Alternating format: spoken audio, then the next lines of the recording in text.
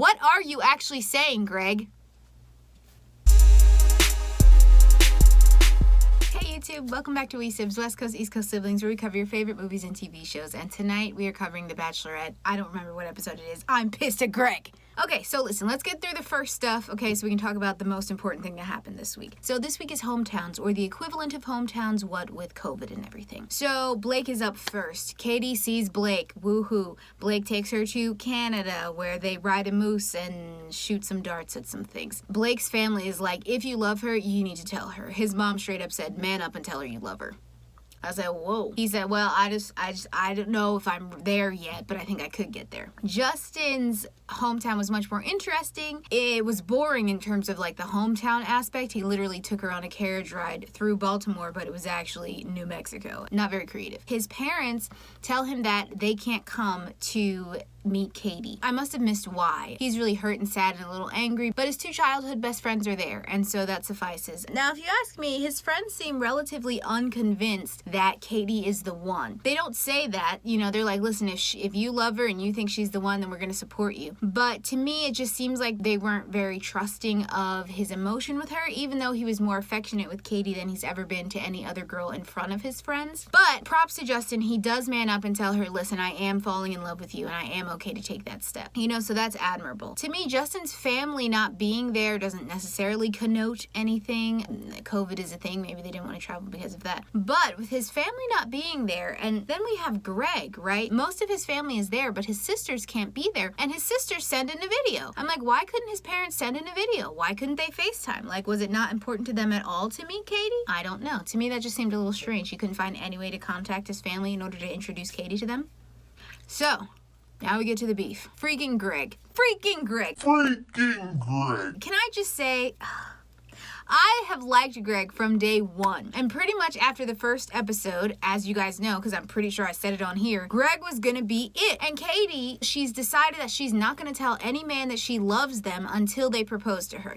Reasonable. In fact, I think that's admirable, because most of the bachelorettes and bachelors be telling people that they love them and then be like, oh, but JK, I actually want this person. Bunch of hoopla. So I can respect Katie for that. And Greg, you know, he said that he was falling in love with her before. They have a great hometown with his family. His family's like, oh my gosh, after, you know, his dad passed away, he was pretty sad and lost a piece of himself. And now he's with Katie and he's the happiest he's ever been. And whoop-de-der-winkle. You know, that's great. It's clear that Greg loves him some Katie. They have this conversation and he's like, listen, I've never opened up to anyone as much as I have to you. And even his brother at one point says, I don't think he's ever talked to anyone about his dad, not even me, his brother. Also want to comment that his brother looks more like his friend and his friend looks more like his brother. I was genuinely confused. Anyway, so Greg's like, you know, I'm being really emotional and vulnerable. You know, I am falling in love with you. And Katie seems to have a pretty decent reaction. But then Greg is like, and he starts pouting and moaning and sighing. And it's like, all right, Greg is clearly having some emotional nonsense going down. Pretty typical for him. To me, it seems like he wants her to tell him that she's in love with him. He said to his mom, or maybe to Katie, I don't freaking remember, I'm not going to get down on one knee at the end of this if I don't have some assurances. What other insurance can you want other than for her to tell you that she loves you? What? Well, then the next day, he goes into Katie's room and he's like, hey, I just want to talk. I just want to figure out like what happened. I think there's like a miscommunication or something. Then he proceeds to tell Katie that he poured his heart out to her. He told her that he was falling in love with her and she didn't have any reaction.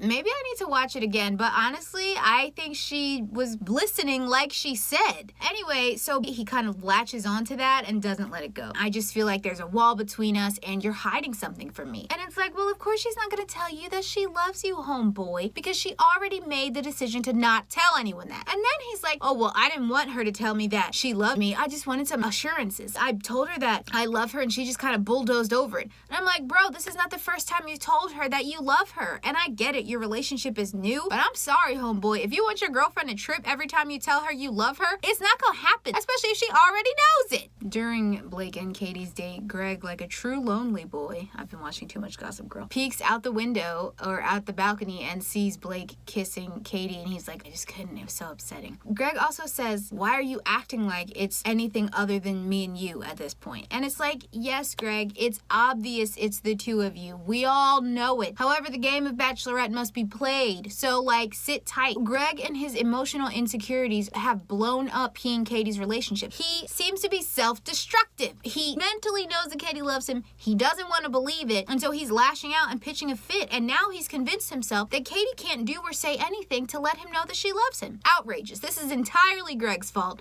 Katie is innocent in this, and she's going to lose out on love because this man is an idiot. She is truly blindsided and heartbroken by this. Girl, you got every right to be. Then Katie pretty much gets down on her knees because she started telling him all kinds of she already told his family that he was going to be here next week. She told him he is her number one. She's throwing out all these assurances, and he's like, oh, that's not what I wanted to hear. This is real for me, Katie. I just wanted something real. She said this whole thing is for nothing if you leave. Now, granted, it's the Bachelorette. She's here for love and a true relationship. So if Greg leaves and she can't find a true relationship or love anywhere else, it's done. It's a wrap. I mean, bro, she has pretty much said everything but you are the love of my life and it's gonna be you at the end of this. And that's fair. It's not fair to say something like that to him when there are two other guys there. That's just disrespectful. And I'm like, what's she gotta do? What's she gotta do to convince you? Yeah, so after that blow up, Katie talks to Caitlyn and she's pretty much like, I'm done. I'm ready to go home. And something even more telling. She tells Caitlyn, Michael's gone, Greg is gone. So that's how we know the only two men that she had feelings for in this entire competition were Michael and Greg. And I get it, it's hard dating multiple people and whatnot. But to me, that just means that she has been leading all of these guys on, in my opinion. And I don't know, maybe I'm just a bit of a modest gal. But you don't be macking all up on some man and telling him that you like him and that you're interested if you're not in love with him. Not the way she's been doing it to Blake, to freaking Andrew, and to Justin. It just seems a little, it is disingenuous. I think I've flipped out enough. There were other little things that happened in the episode, but honestly, Greg's behavior is obviously the biggest and the most upsetting. Let me know what you guys think in the comments below. Is Greg right? Am I crazy? No. Do you think the Bachelorette's called off? Is she gonna end up with Blake? Is she gonna end up with Justin? Is she gonna end up with herself? Thank you so much for watching. As always, like this video if you like this video, subscribe, and click the bell so you can be notified of our coverage of all things movies and TV here on SIBZ. And I will see you tomorrow for Gossip Girl. Peace.